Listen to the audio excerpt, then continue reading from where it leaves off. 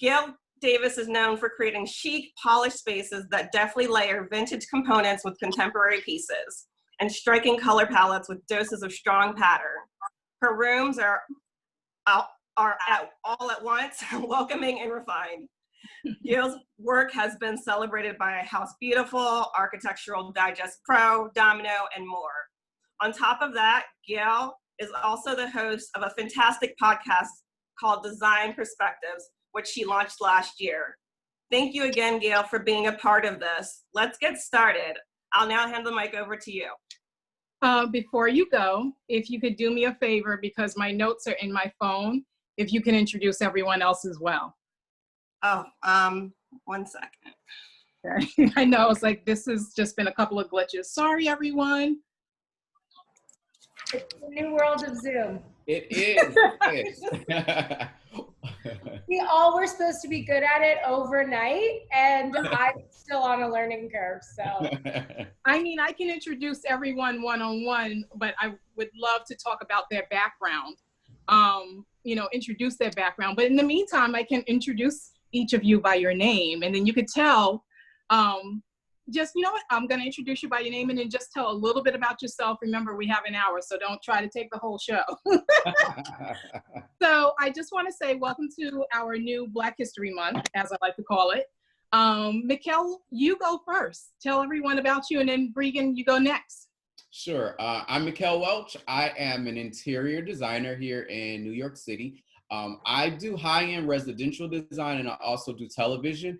I started out on HGTV on a show called Design Star, and then fast forward to last year, I was a new cast member of Trading Spaces, and now I'm on Murder House Flip on Quibi Network. Okay, cool.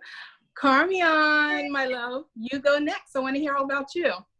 Oh, I thought Breegan was going next. Oh, you know what? Go ahead, and then I'll switch. I'm looking at who's popping up on my screen. Sorry, everyone. Just bear with us. I will go. Well, my name is Carmeon Hamilton. I'm an interior designer based here in Memphis, Tennessee. I predominantly work with residential clients here, and now, since COVID, now all across the country virtually. And I am also considered, I guess, a lifestyle influencer, sort of. I guess that's what you call us nowadays. So that's me. Okay. Breegan, go ahead. Hello, that is very much you. I love your Instagram, by the way. And Mikel, I am in the HGTV family as well. I am Breegan Dave. I do residential, high-end, as well as just came off of Extreme Makeover Home Edition on HGTV. This is my passion. It's what I love to do. I get to do a few commercial spaces as well. And I just feel so blessed to be here in this company. Awesome. And last but not least, Miss Laura Hodges. Laura? I'm an interior designer. I'm based, yes. Can you hear me? Yes, we can hear you now. Okay, great. I'm Laura Hodges. I'm based in Baltimore. We're in Catonsville. We're a small town. But yeah, we've been working here for about 4 years. I do high-end residential and also so yeah, we're just really excited to be a part of the conversation. So thank you, Gail, for. Cool. So let's jump into this. Let's not just jump into everything that has been going on, because this has been overwhelming for all of us. I'm sure we have all seen our Instagram accounts grow crazy overnight.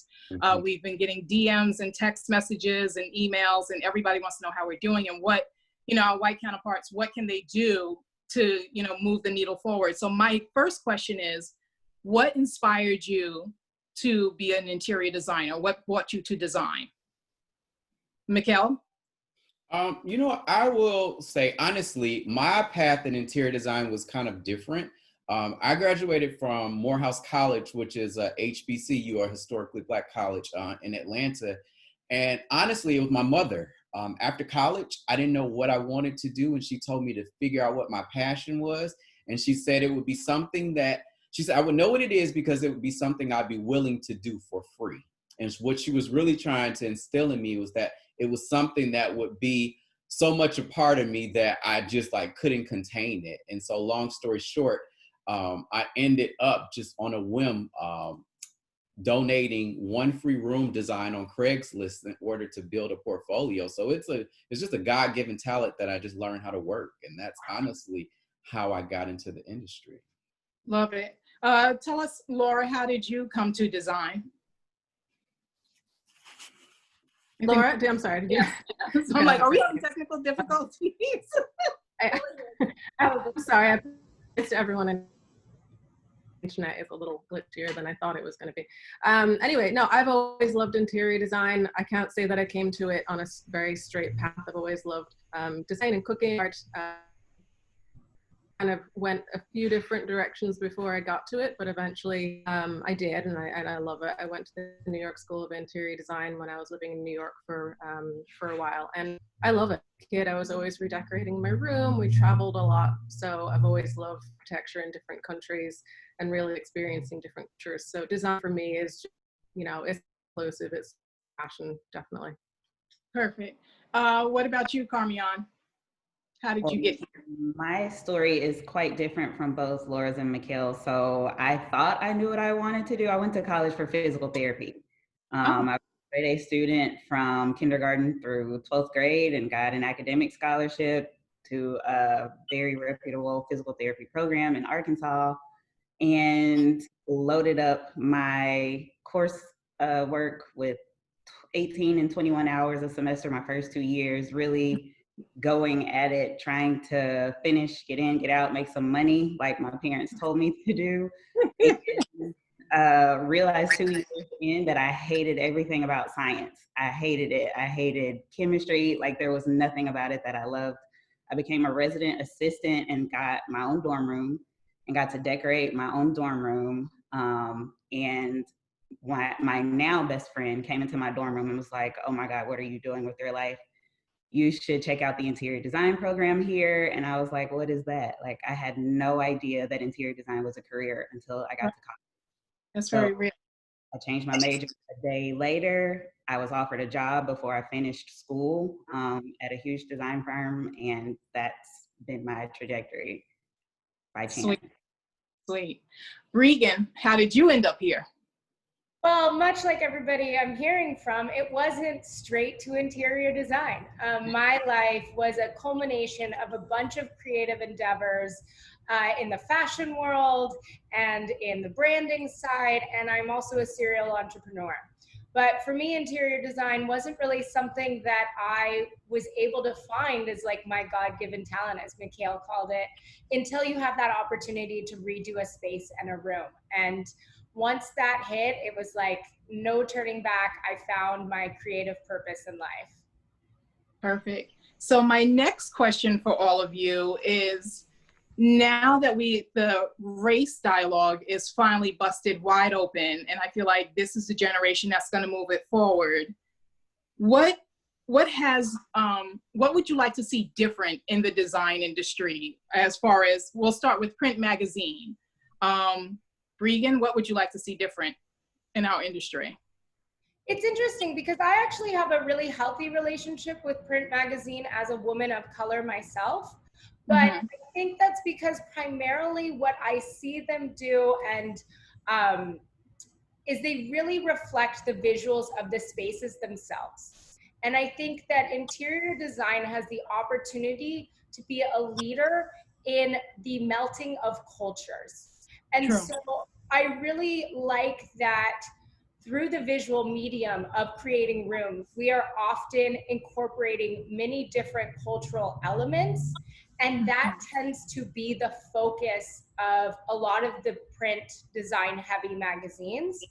And I think outlining and highlighting all the ways in which our culture seeps into the artistic world is going to be important in showcasing us in the way that we want to be. Okay.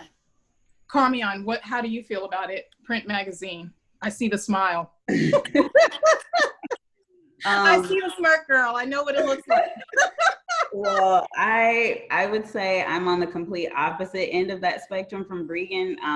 Even having looked through all sorts of print, design, shelter magazines for the last 12 to 15 years, I have rarely seen anyone that looks like me, whether it's the homeowner of the space or the designer of the space. And I've always felt like the homes that are represented, especially those publications that are actually able to be of print,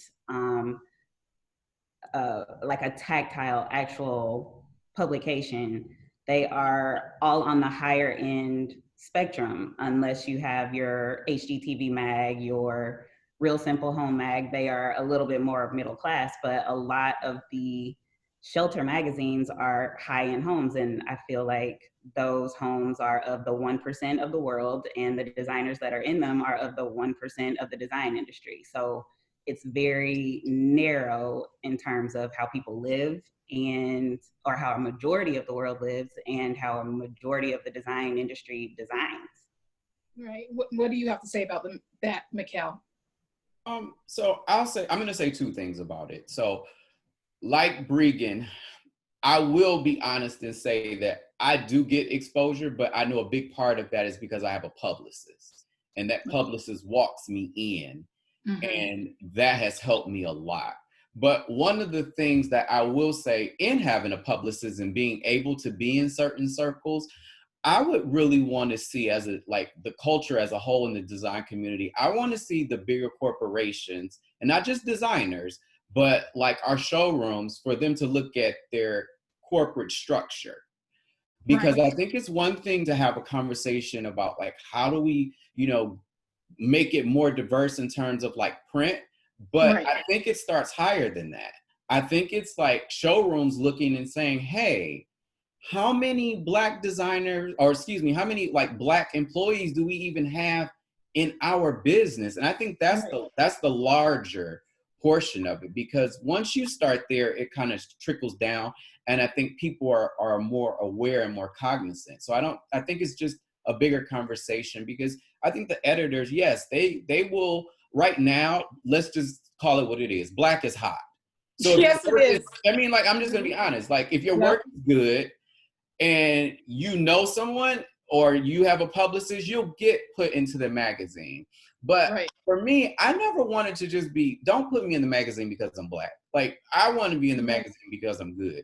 But again, I think the bigger portion of that is like when I go into the D&D and I go into, other high-end showrooms, there really aren't a lot of Black people who even work in those showrooms. And so I just think that conversation about what does the design community do as a whole, so that these larger corporations where we're going to spend our dollars are making sure that all cultures are represented, and specifically Black as well, because that's what we're talking about, in their corporate structure. That's really what I want to see. It's funny because the question that I have is really for like print magazine, social media, design panels, showrooms, and High Point. And as far as Black people in the showroom, they do work there. They just work in the sample department. Exactly. So, yeah. Laura. They tell you which way to go. They don't even work. Yeah, that, and they're cleaning the bathroom. So anyway, Laura, what is your thoughts on that? What would you like to see, producible results that we can do, tangible results in the next couple of months, weeks even? Yeah, so I mean, I actually have the same, a similar situation in that I have been fortunate to have been able to have some press, especially in the past year. But I will say that, it wasn't that long ago that I was in design school, maybe, 8 to 10 years ago. And since being in design school, and even still now, I really don't see very many designers of any color, to be honest with you, in most of the magazines. And it's for us, I think it's important, but I also think it's important for younger people of any color. And I know we're talking about Black right now, so I would say, young Black designers, potential designers, to see themselves represented so they know that it is a potential industry for them to be welcome to. And I think that's a really big part of it too. I would love to see the design magazines showcase more of all types of work, realistically. I mean, you do see a lot of the same stuff over and over, and it's all beautiful. But I would just love to see more designers of color being represented, and the style as well, you know, not just as a token, not just as, you know, some cultural pieces here and there, but really Black homes across the board.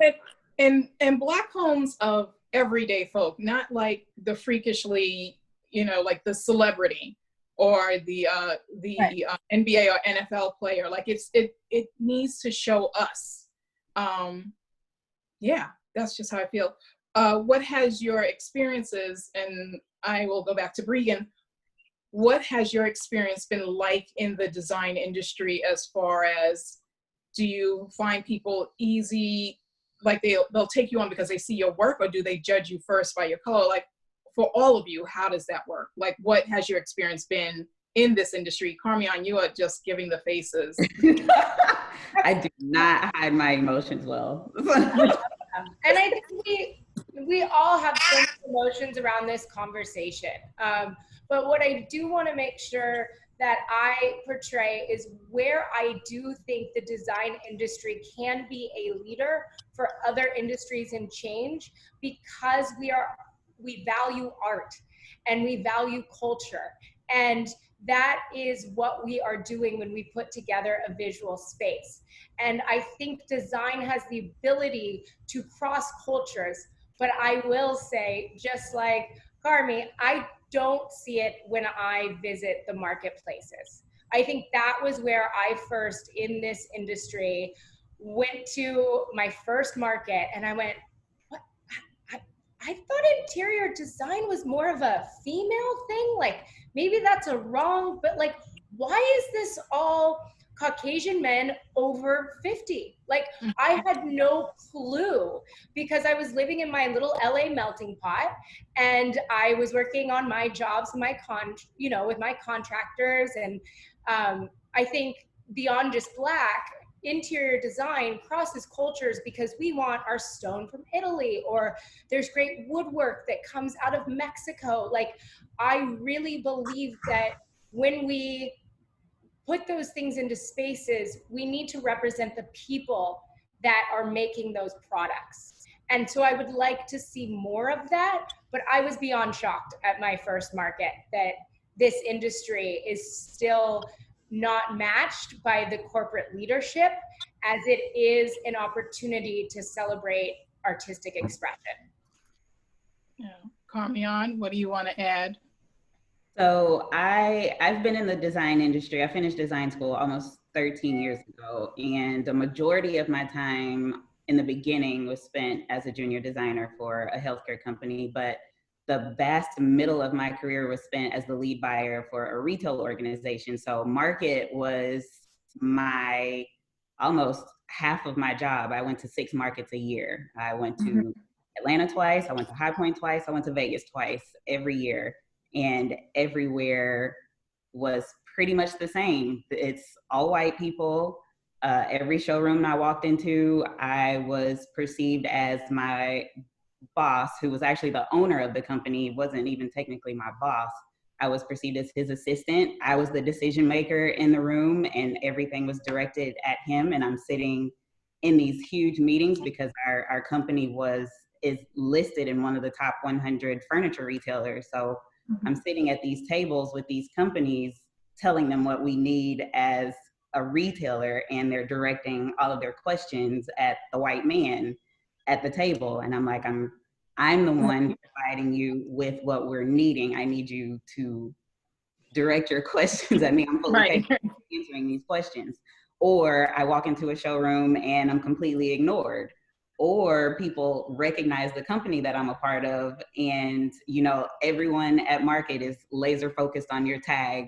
The showroom people want to see what state you're from so they can recognize who's your rep and all those things. But when they see the name of the company I'm representing, oh, hi, welcome. And so the treatment is different because you now know who I work for. So it's always like, I can't imagine going into, and I haven't been to market, of course, no one's been to market this year, but I missed the last market. And I can't imagine walking into one now as as the sole representative of my company's name on my tag. And I feel like now when I walk in, I will likely be ignored because they don't recognize the name of my brand. I won't get the same respect that I had when working for that retail company. And so I feel like I'm going to be starting over, building a ton of those relationships again, now that I'm 9 months removed from that retail company. So marketing itself is a whole circus, especially as a Black person. My hair usually looks like Breegan's. It's big and it's and so I was usually like the show pony. Nobody would talk to me about business. They only wanted to talk about my hair and can I touch it? And now that I'm the purple afro walking around, I'm recognized everywhere. I can't get any work done because all people want to talk about is my hair. And so I stopped wearing my hair naturally to market. I started wearing it in a bun. Like I literally started to peel or tone myself down to be able to go to market and get work done. So market can be traumatic for a Black woman for sure. It's not always fun. Laura, would you like to add anything to that? Well, I would just agree that I've actually, at market, but also even just here, I had an experience kind of recently where I went into a design showroom and I was followed around, and then eventually the person who was working there eventually came over and she said, well, do you work in the building somewhere? Can I help you with something? And I was like, why did it not occur to you that I was actually an interior designer? That I'm here to shop and source, furniture and fabrics. It was disheartening because there is an assumption that we work there or that we're looking for something, like lost. Why are you here? Can we help you with something? It's like a general confusion as to why we're there sometimes, and that's unfortunate. Same thing happens at markets too sometimes. So yeah, that's unfortunate. No, it's funny. I remember being in a showroom. Actually, it was in the Kravitz showroom at 200 Lex, and I was standing there with this well-known white designer, and we had both come to the sample department at the same time to put in our slip. And the individual turned to me and they said, "Oh, you'll take this from me. I'll be back in a little while." I was like, "No, I was hoping you would take mine for me. I'm just like you. I'm a designer here waiting for someone to help me." And it was like, "Oh my God, I'm so sorry." I was just like, "No, I get it. Black girl here, you wouldn't think that she would be a designer. You would think that she's the help. I get it." And they were just like, "I'm so sorry." And I was like, "I get it." But that's the part of this is the reason why we're all talking, because we want to bring it to light and make sure people understand that across all the industries that, we don't have to be celebrities in NFL, NBA, and all those other type of players. We can be normal, everyday people hustling, doing our thing and creating, we're entrepreneurs. So Mikel, now that you're like so well known, do you still run into that or no? Oh, heck yeah. I was waiting for my time. I was trying to be patient right now. I'm glad we're not sitting on like a live panel because I would have interjected by now. So I was going to be polite because I didn't want to call names, but I'm just going to call names because it's happened. So I had I'm going to give you a couple examples. I'm sorry, ladies. Just give me like a soapbox for 1 second. So I had a horrible situation at First Dibs. And so I am in First Dibs and I'm like trying to source a couple of dining room chairs for a client. I walk in and no one spoke to me. Like they looked up from the desk and there were like 3 associates and they just like looked at me and then put their heads back down like, okay, whatever. And so I'm walking around the showroom for about 10 minutes. And at the time, my assistant was Caucasian. He comes in and they jump up and they're like, "Oh, sir, can we help you?" And he said, "Well, I'm just coming to meet my boss really quickly." And then they look over at me and they're like, "Oh, sir, can we help you?" I'm like, "No, it's too late." And I mean, those type of situations happen to me. I mean, all the time. I'm not going to call the name of this event, but I did a very big event this past February. You can find it on my Instagram. And while I was at said event, I had on a black suit. And a lady walks over to me, and this has nothing to do with like the event itself who put it on, but the woman walks up to me and says, "Sir, can I get another glass of champagne?" And I have to politely say, "You can if you go like stand in line and get that champagne." So that happens all the time. You know, I participate in designer show houses. I had a horrible situation last year at a show house. My parents were actually coming to see the show house. And while I'm in the show house, woman just casually walks up to me. I'm not even in my room. And she says, "Excuse me, sir, where is your restroom?" Your implies that I work there. True. I'm like, "Ma'am," like I didn't want to even go into it, but it's like the assumption that there couldn't, like that I work here and that I'm not a designer. Not to say that there's anything wrong with working or working in a service related capacity, but it's that thought process that you couldn't be a designer. Or I get or my favorite one. I'm in my room at the show house. "Oh my gosh, this room is amazing. You designed it all by yourself?" Well, I don't have yes, I did not. Like, I don't have little design like fairies that design it for me. It's just like that it just annoys me. I can't stand it.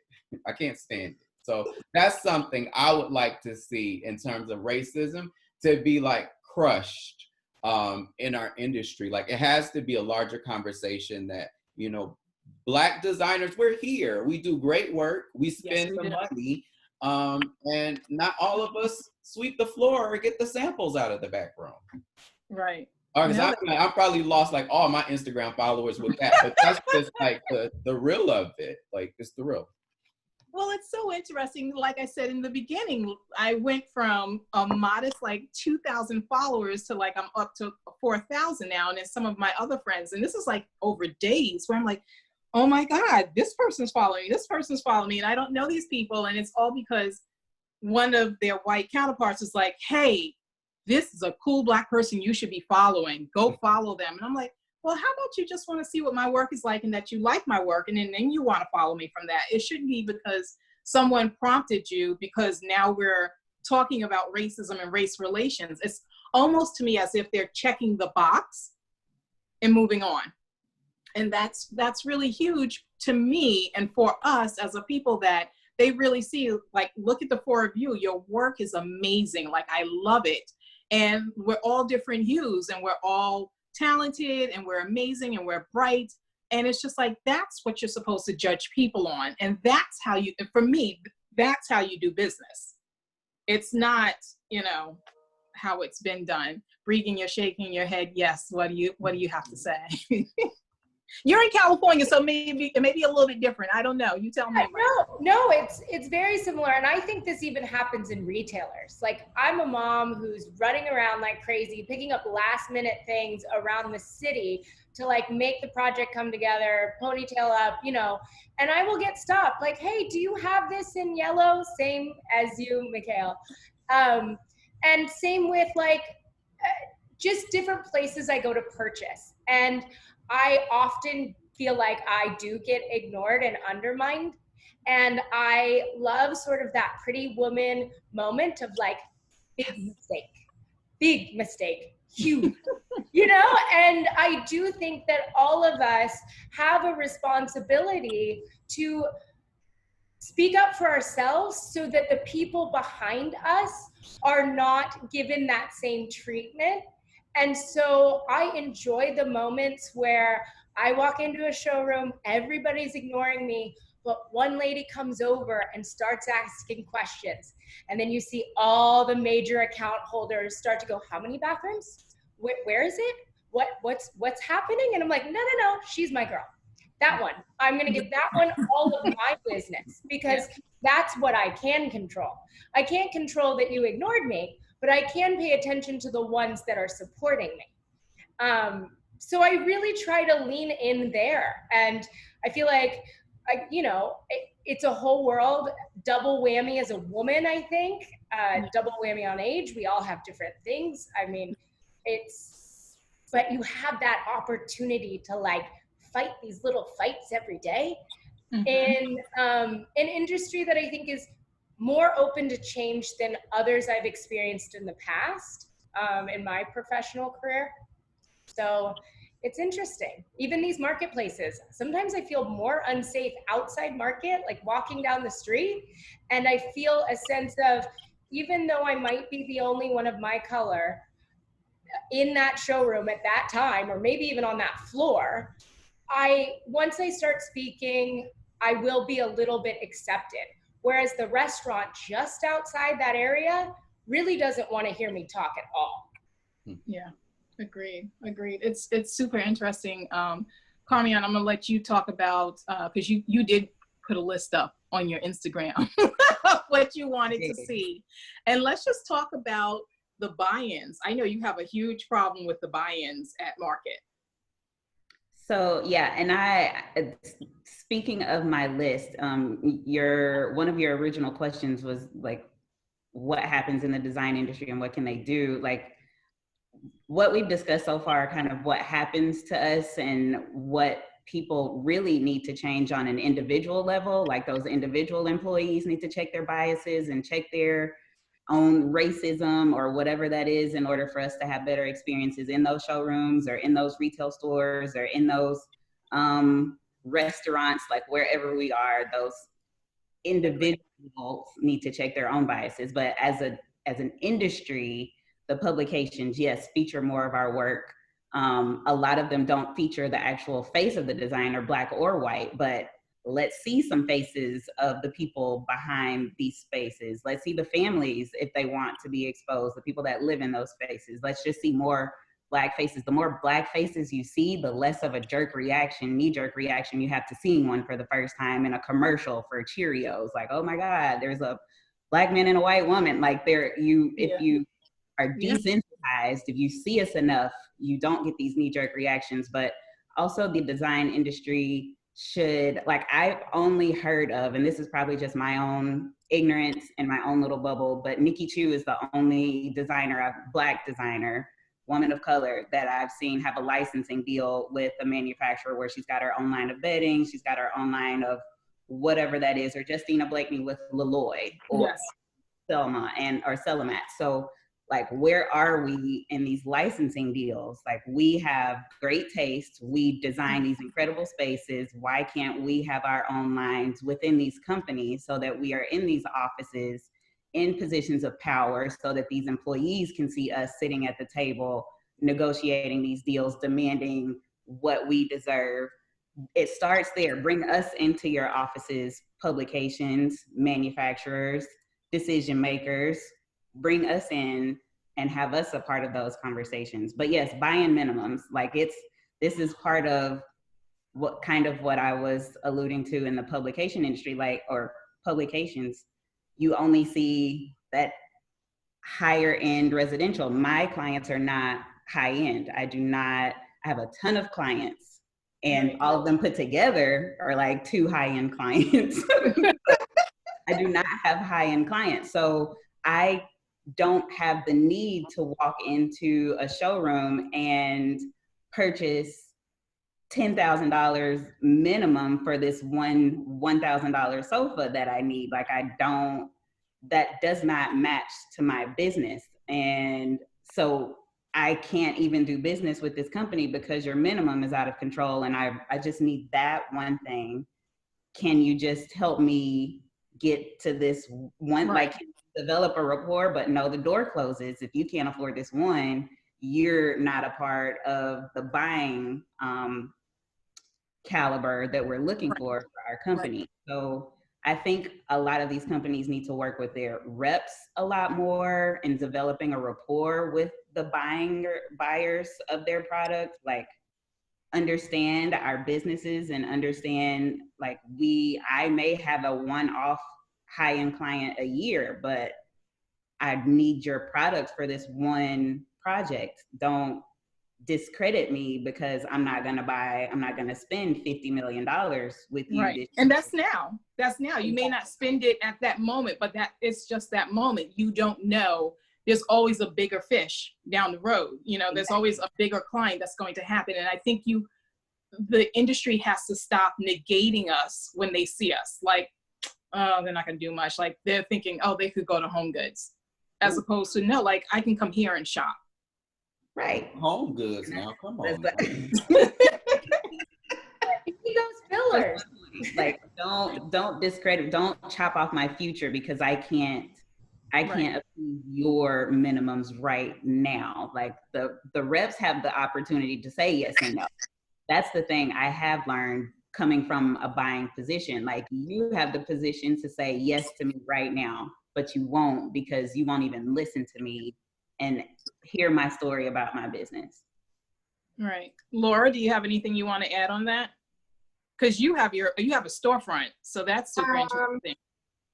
Yeah, it did take me a little while to get into the larger accounts. I kind of feel like it, I don't know. I have a hard time having a concrete opinion on that, because I do know that some part of that is that they don't want lots and lots of small accounts. It's hard for the reps to keep on top of lots and lots of small accounts. So I do know that sometimes they just want the bigger accounts in order to be able to, you know, service them.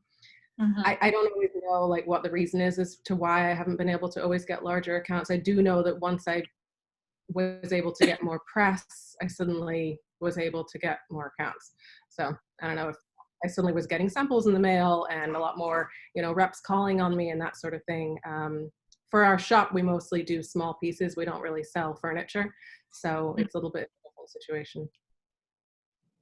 Oh, that's cool. Breegan, what do you have to say? You look like you're itching there. Yes, because I heard Cameron say something that I really related to, which is like, we know the two women of color that have licensing deals, and I do feel like they are industry standards, and I've always seen it as like, oh, well, if there's one, they're never gonna have two of us. Or, oh, that's true. Yeah. You know, and so I do think that there's a lot of room for growth there, and I think, you know, I'm not sure that that's an issue with your blonde hair and blue eyed, but the second I see somebody has a person of color as a representative in their company on that licensing side, I discount my ability to come to them in any way, shape, or form. And I was never taught that. I was never told that, but I heard you say it. I'm like, yep, I feel that every day.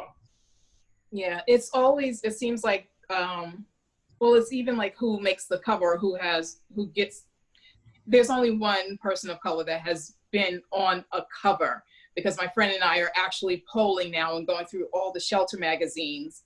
And it's funny, they will, instead of like all right, so say there's 50 of us, right?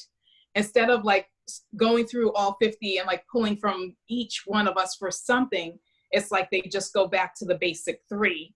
And that's all that is allowed to be seen. It is the same 3 Black designers that they'll interview. It's the same 3 Black designers that, you know, okay, they don't get a full page, or maybe they'll get several pages, but it'll be like that one time. And then I just feel like every time I pick up the magazine, I'm like, oh, it's so-and-so again. Oh, it's that same, it's the same one. Okay, let me just cancel my subscription, because I could just call that person myself and be like, show me your projects. As opposed to, oh my God, Carmeon's on the cover. Oh my God, that's really great. Look at Breegan, you know, like cheering each other on. Because what white America does not know is that as people of color, we cheer each other on. We are each other, like we are, you know, girl, don't worry about it. I got you. Guy, don't worry about it. Like, okay, Mikel, you need this, not a problem. You know, cheering each other on and building each other up, because we know the game and how vicious and tiring it is. I mean, I was in the car with Mikel at Market, and he was driving us to an event that we were going to, and it was just nothing but love and encouragement in the car, you know, because it's a game. You go to Market, you're like, this is amazing, you're excited, you're going to meet all these vendors, you walk in all amped up, and they're like, yeah, you know, lackluster to meet you, okay, I'll talk to you, sorry, there's a bigger client. Like, I've had vendors go, oh, there's a bigger client, I gotta go see them, and I'm like, okay, but I just met you. I'm asking you questions because I want to know, because I love your product. Okay, you don't want me to use your product is basically what you're saying, because if I do ask and you do give me information, it's like, not contact me. Here's this person that you can deal with. But meantime, they're still going to get the commission from what I'm ordering. So why wouldn't I deal with you? Mikel, you want to jump in there? Anybody else want to just jump in and talk about your experiences? Yeah, I have to jump in because I'm going to go positive. So I got my first licensing deal, and it's with a company called Yosemite Home. And I'm very excited because for me, so my thank you. So I have the Mikel Welch collection through Yosemite, and it got announced this past January at Las Vegas Market. And my face was on the elevator doors. I'm like on the bridgeway that connects two of the buildings together. And I was excited, you know, not just because I have a collection now, but, oh, hold on, because we're at home, I have to, so this is it here. This is the Mikel Welch collection. Yay! And you can find it on my Instagram account at Mikel Welch. But the thing that I was excited about, gotta get those plugs.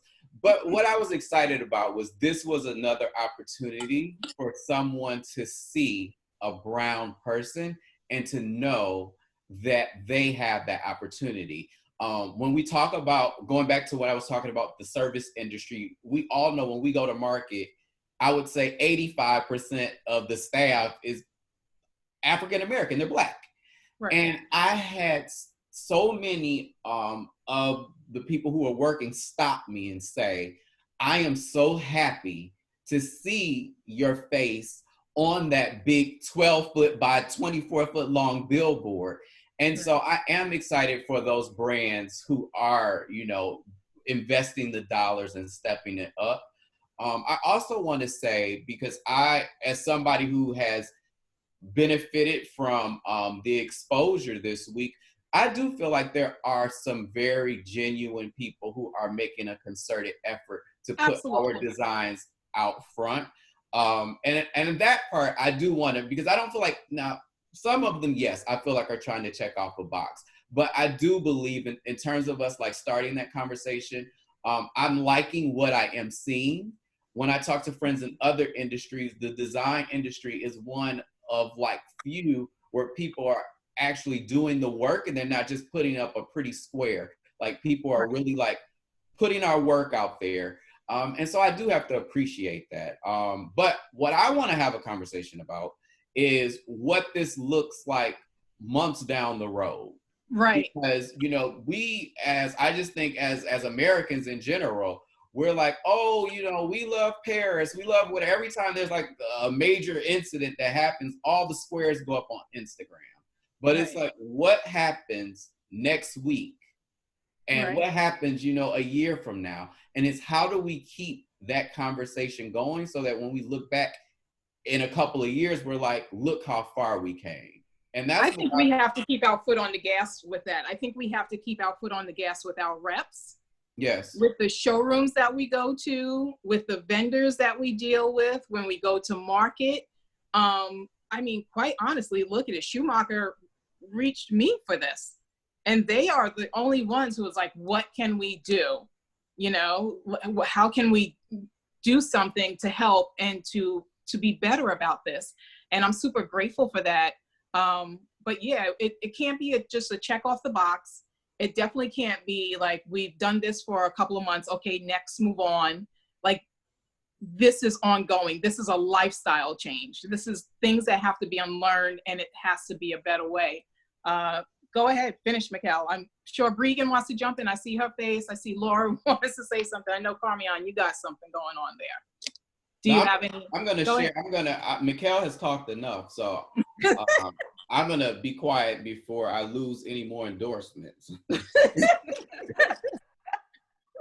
You are not Stassi Schroeder, but go ahead. Go on, Carmeon. What would you have to say? Well, I think a lot of the work that has to be done is not our work to do. That's what I want to make known. It's not the Black community's work to do, because we've done the work. We live the work. Like, existing is the work on our behalf. Walking into the showroom and experiencing what we experience is the work. It is the work of our allies to see us walk into a showroom, to see their coworkers giving us a snub, to see that they have no Black coworkers, to see that there are no Black people in position to check what happens, check the trickle down effect, to see that that company is not diverse and putting Black people in positions outside of diversity VP. And like, it's we live the work. We need the help of our allies to help us make that progress. So if we're always the ones doing the work, we're always going to stay where we are. The change has to come from the people that are, let's see, how many people here? 439 people in the room. I know a lot of you are Black, but a lot of you are white too. We need your help to see any progress. And I feel like the more allies that we have that are dedicated to doing the work within themselves and within their circles, will see that progress. Breegan, you have anything? Yes, of course I do. No, I agree with a lot of what you say, especially in terms of the awareness of the issue.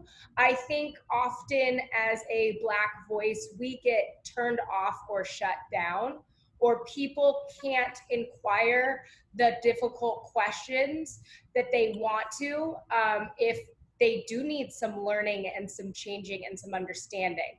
So I do believe that just existing and being professional and who we are is an important part of our role. And I'm so appreciative for all my friends who are going, socially, this is not okay, because I think that fight is going to get won much more and heard much more by our allies. But that being said, I also am fortunate enough to have a team, and I try to hire in an inclusive way as well. And I remember like looking up once and I'm like, I've got like 5 mini-me's here, you know? We've got a lot of mixed girls. We've got Black staff. We have different ages. And I think it's important as we all grow in this process in our careers that we are the example of what we want to be. And we're bringing in those mentorship positions for other people. I think that is our responsibility. Perfect. Laura, would you like to add something? Sure, yeah, I actually would, I love the idea that so many social media influencers and everybody has been so supportive over the past week and a half. I also do feel though that things like licensing and furniture design deals and that sort of thing with the larger manufacturers would really go a long way to making it not, you know, just something that happens during February where we talk about, you know, Black designers and the Black designers that come out for Black History Month. I would love to just see it be normal. I would hate, I really, you know what I'd really love? I would love to not see the word ethnic on style and on wallpaper. Say it again, please. Say it again, please. It's frustrating. It's like, why can't it just be a print? Now, does it have to be ethnic? Does it have to be related to this one thing? Can it just be a beautiful fabric or a beautiful wallpaper or anything like that? I joke with my assistant designer all the time about fabrics being too ethnic. I just would love for it to not be a thing. Do you know what I mean? I wish that we could just have Black designers, white designers, all the different colors, and that we can all just appreciate each other's work. Absolutely, absolutely. So we have, let me see, 10 minutes left. All right, 9. Finish this sentence for me. In 3 months, I would like to see. Mikel, you go first. Okay. In 3 months, you said 3 months, right? Yep, 3 months. What would you like to see in the design? Like in 3 months, you would like to see like what changes or what would you like to see? I'm going to say 3 days. So in 3 days, I would like everyone who is on this call, who is in a leadership capacity, to really examine your design firm or your design business, whether you are another manufacturer or not, and examine your management team. Take a look at it and ask yourself, honestly, how diverse is our team? I want to see that immediately, because I think once people begin to look at their corporate structure, a lot of things are going to change in the design community. A lot. Yeah. Hey, Breegan, what about you? I think in 3 months, I have a lot of hopes, and however we push this thing along, I just don't want it to stop, and I don't want this momentum to go backwards or to halt. And I hope that I don't feel the way, or that somebody new coming to market didn't feel the way I felt, or the way that Cameron described feeling walking in that building. I hope it looks like a represented, you know, mixed culture. I don't want someone to experience that. Right, right. Laura, okay, Carmeon, I'm saving you for last because I'm watching your face. I was gonna say Carmeon. Carmeon, so sorry. It's just Carmeon, that's all. Okay, I was like, I did that. Thank you for the correction. Laura, what would you like to say? I would say coincidentally, it'll be High Point in about 3 or 4 months, right? It's not, you know, they're going to do the phasing in different areas of the country to go at different times. So perfect way for us to start to see some of these changes that we're talking about. It'd be awesome to see more Black designers going down there. I mean, I, for one, when I left design school, I didn't realize that there were so many Black designers because you just don't see them anywhere. And so, you know, I have like a group of friends around the Baltimore and DC area now that are all Black designers. And I would love to see everybody just really feel more welcome at the design showrooms, at High Point, everywhere like that, and then represented in magazines so that we don't even have to have this conversation. I know that's not going to happen in 3 months, maybe 3 years, but maybe we can get to that point where, you know, remember the first time that we saw like a gay couple on an IKEA commercial, the first time we saw a mixed, like a Black and a white couple in a cereal commercial, and everybody's just like, you know, and I feel like a lot of people this week have been saying, there are Black interior designers, you know? Yeah. And I would love to not hear that anymore. Like, yeah, we're here. We have style. We have taste. So, absolutely. Yeah. Absolutely. And Carmeon, last but not least.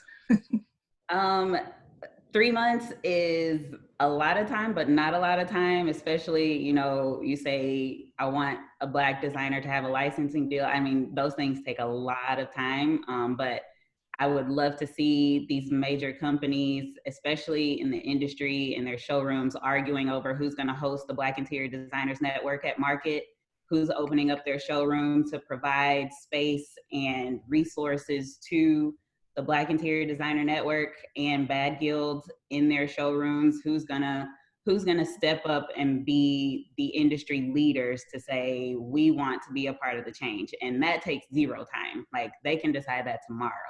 Who's gonna put their dollars up and say, our showroom is open for the Black Interior Designer Network to have their opening night networking event. We'll cater it. Don't worry about it, Black Interior Designer Network. We know you're trying to raise money right now. Keep that money. We got y'all. Like, I'm waiting on somebody to step up and say, we got y'all. That's what I'm looking for. That is perfect. So to that end, I want to say to everyone that is here, thank you so much for sharing your experience, your thoughts, and your opinions. And I want to say to the design industry, open your eyes. We are here. We are super talented. We are multicultural. We are amazing, and we bring a lot to the table. It's time to stop acting as if we don't. And it is important to, you know, that's why the Black Interior Design Network was formed, and that's why Bad Guild was formed, because we are always fighting to sit at the table. So we decided to create our own table with our chairs and sit amongst each other and celebrate each other, and to get the word out there. And to the magazine, to the editors, it would be great to see pages of us, like full-on projects showing our work. So with that, I thank everyone. If you ever want to just DM me and let's get this started. But thank you, everyone. I appreciate you all. Go have a wonderful evening. Thank you, Gail. Gail. Thanks, loves. Bye-bye, cuties.